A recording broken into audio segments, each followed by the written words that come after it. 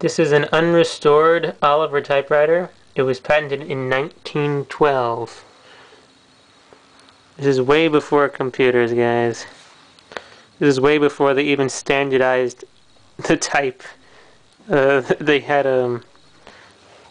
just look at how this thing works. There's nothing like even regular typewriters work.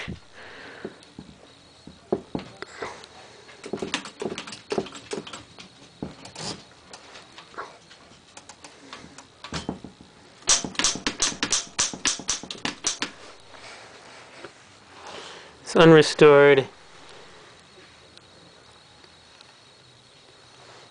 And here's the Corona. The Corona is a 1917. It's actually a British infantry. It's from World War I, used in the British infantry because it's compact and is designed to fold and become very easy to transport. It's a very unique feature of the Coronas from this model. I think this is model number 3, 1917. That's another cool feature. Typewriter.